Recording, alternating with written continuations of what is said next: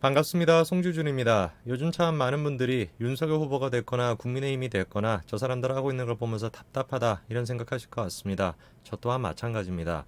정말 정치에 제가 발을 들이고 있지는 않지만 그래도 상식적으로 생각을 해봤을 때 가만히만 있어도 그냥 이길 법한 그런 대선이었는데 어쩌다가 상황이 이 지경이 됐는지 모르겠습니다. 그런데 오늘 제가 영상을 통해서 말씀드리고자 하는 것은 간단합니다. 아무리 윤석열 후보가 마음에 안 들고 아무리 국민의힘이 마음에 안 든다라고 할지라도 저는 결단코 이재명 후보한테 표를 주지 않을 겁니다. 그리고 또 마찬가지로 아무리 상황이 답답하고 절망스럽다라고 할지라도 결코 저는 선거를 포기하지 않을 겁니다. 절대로 제가 선거를 포기할 수 없고 절대로 이재명이가 대통령이 되는 것을 가만히 둘 수가 없는 딱 한 가지 이유를 꼽아라 라고 한다면 저는 자유를 꼽겠습니다. 왜? 문재인 정권 5년 가까이 되는 시간 동안 자유가 그렇게나 파괴가 됐는데 이재명이가 대통령이 된다? 자유가 나만 아겠습니까? 오늘 제가 영상을 통해서 문재인 정권 동안에 어떻게 대한민국의 자유가 파괴되어 왔는지, 그리고 이재명이 대통령이 된다면 어떻게 이 땅에 자유가 하나도 남게 되지 않을지, 그거에 대해서 말씀드리고자 합니다. 최근에 이재명 후보 쪽에서 열심히 활동하고 있는 강선범 씨가 다음과 같은 얘기를 했습니다. 윤석열에게 정권을 넘겨주게 된다면 30년 전에 계엄령이 다시 부활할 수도 있다, 이렇게 얘기했다고 해요. 윤석열 후보가 부족한 게 많은 건 분명히 사실입니다. 정치적으로 준비가 안 되고 분명히 사실입니다. 그러나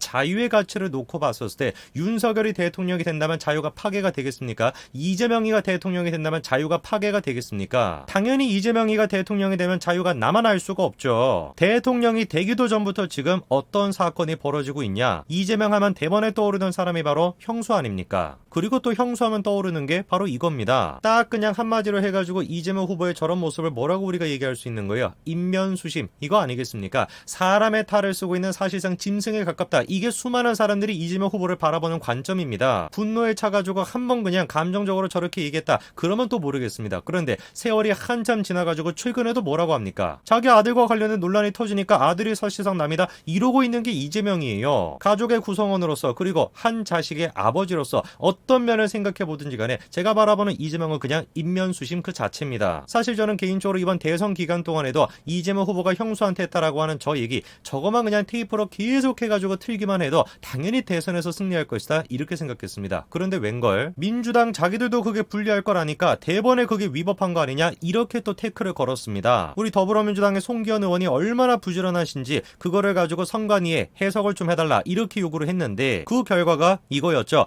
그 파일을 원본 공개하는 것은 선거법 위반이 아니다, 이런 결과가 나왔습니다. 그래가지고 우리 송기현이 덕분에 이렇게 자유롭게 그 파일을 공개할 수 있었던 거 아닙니까? 저는 처음에 선관위에서 저 파일에 대해서 저런 결정을 내린 거를 보고 좀 의아하다라는 생각을 했습니다. 왜냐면은 문재인 정권 내내 지난번 총선 때도 마찬가지인 것이고 중요한 선거가 있을 때마다 계속 해가지고 여당 편에서 야당에 태클을 걸었던 게 선관위 아닙니까? 그런데 이렇게나 중요한 대선 앞에서 갑자기 이재명 후보한테 너무나 불리할 수밖에 없는 저런 결정을 내린다, 뭔가 좀 이상하다, 이런 생각이 들었거든요. 그런데 아니나 다를까 대번에 선관위가 이렇게 또 얘기를 합니다. 그 파일을 자의적으로 편집해가지고 공개하는 거, 그거는 또 위반이 될 수가 있대요. 여러분들은 저게 이해가 되십니까? 둘 중에 한 가지만 해야 되는 거 아니겠어요? 원본을 공개하는 것도 문제고 그거를 편집하는 것도 문제다, 이렇게 얘기하면 또 모르겠습니다. 그런데 원본을 공개하는 건 문제가 되지 않고 그거를 편집해가지고 올리는 건 문제가 된다, 이게 말이나 되는 소리입니까? 상식적으로 생각을 해보세요. 우리가 카톡을 보내거나 댓글을 달거나 영상을 올릴 때 원본 파일 그대로 그냥 글자 그대로 올리는 사람이 몇 명이나 있겠습니까? 최소한의 편집이라도 할 수밖에 없는 거죠. 그런데 그거를 가지고 지금 불법이 될 수 있다, 선관위가 이러고 있습니다. 그리고 실제로 이번에 어떻게 했어요? 다음과 같이 댓글을 달았다고 수사 의뢰를 한 거예요. 수사 의뢰란 내용이 뭡니까? 이재명 후보가 형수에게 욕설을 한 거, 그거를 가리켜가지고 폐륜적이다라고 댓글을 달았다가 수사 의뢰를 했다는 겁니다. 세상 천지의 어떤 나라에서 다른 사람도 아니고 대통령 후보를 가리켜가지고 폐륜적이다, 이런 비판도 못하는 나라가 세상 천지에 어디 있겠습니까? 이재명이가 어떤 사람입니까? 문재인 대통령보다 더하면 더했지 결코 덜하지 않은 인간이 이재명입니다. 그런데 그 이재명이가 되기 전에 온순한 버전이라고 하는 문재인 정권 하에서도 대한민국의 자유의 가치가 어떻게 돼 있습니까? 현재 백신 패스다 뭐다 하는 거, 정면으로 개인의 자유를 위반하는 거죠. 그랬다가 그나마 다행스럽게도 사법부에서 그거에 제동을 걸었습니다. 정확하게 사법부가 지금 뭐라고 합니까? 백신 패스를 강요하는 것 자체가 개인의 신체에 관한 의사 결정을 간접적으로 강제하는 것이고, 그로 인해 가지고 개인의 자기 결정권을 온전히 행사하지 못하게 하는 것이다. 제가 정말로 걱정이 되는 게 뭔지 아십니까? 대한민국 국민들이 자기의 자유가 침해당한다라는 거, 자기의 자유가 파괴가 되고 있다라는 거에 대해서 별로 관심이 없다라는 거예요. 야, 그거 듣고 뭐가 중요한 것이냐? 백신 패스가 됐거나 뭐가 됐든지 간에,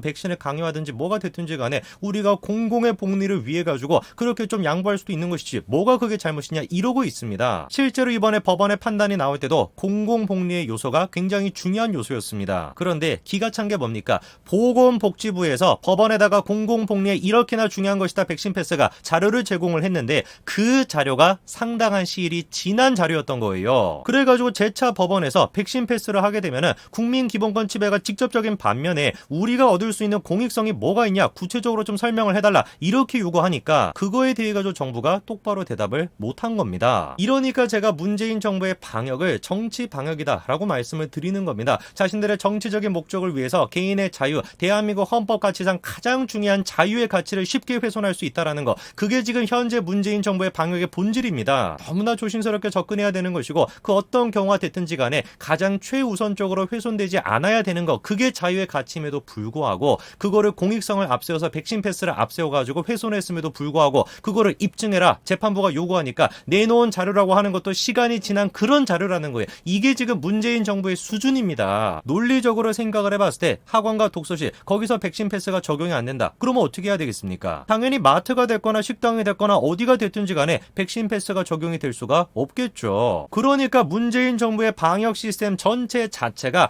법원이 판단을 하기에도 뭐라는 겁니까? 사실상 위법한 거라는 겁니다. 헌법적 가치를 위반하고 있다라는 거죠. 대한민국 사법부에서 저렇게 판단을 내려줬습니다. 그러면 문재인 정부에서는 사법부의 판단에 대해 가지고 받아들일까요? 법무부 장관인 박범계가 대번에 뭐라고 얘기하고 있습니까? 즉시 항고하겠다, 이러고 앉아 있습니다. 이게 지금 이재명에 비해서 그나마 온순한 버전이라고 하는 문재인 정권에서 벌어지고 있는 일입니다. 한 번만 좀 상상을 해보십시오. 문재인 정권에서도 개인의 자유의 실태가 지금 이런 상태인데 이재명이가 대통령이 되면 어떻게 되겠습니까? 우리의 자유가. 지난번에 코로나 초반에 기억나시죠? 그쵸? 신천지 막 문제가 됐었을 때 그때 경기도지사로서 이재명이가 보여준 모습이 뭐였습니까? 개인의 자유, 그런 거 존중을 하던가요? 그 사람의 머릿속에 한 가지밖에 없어요. 개인의 자유, 헌법적 가치, 그런 거 다 필요 없습니다. 어떤 행동을 해야 자신의 지지자들이 자기를 좋아해 줄까? 그거밖에 머릿속에 없는 사람입니다. 이거를 우리가 용인할 수가 있겠습니까? 아무리 국민의힘에 문제가 있고 아무리 윤석열의 문제가 있다라고 한들 그거는 우리가 비판해 나가고 고쳐 나가야 되는 문제인 겁니다. 그 문제를 차치해 놓고 이재명이라고 하는 사람이 대통령이 되는 거, 그거를 우리가 용인할 수가 있겠습니까? 이 땅의 자유가 상상을 초월할 정도로 파괴가 될 것입니다. 그리고 지금까지 본 적이 없는 그런 스케일의 어마어마한 비리가 또 터져 나올 것입니다. 이 모든 것들이 우리가 정치에 무관심해져가지고 야, 나 그냥 투표 안 할란다, 선거 될 대로 되라, 이렇게 무관심하게 될 때 그때 우리가 맞닥뜨리게 될 결과입니다. 다시 한번 제가 말씀을 드립니다. 저는 결단코 이재명 같은 사람은 뽑을 수가 없습니다. 다른 거 모든 것들을 제쳐놓고 딱 한 가지 자유의 가치로만 봤었을 때 도저히 저는 이재명을 뽑을 수가 없습니다. 여기까지 말씀드리겠습니다. 감사합니다.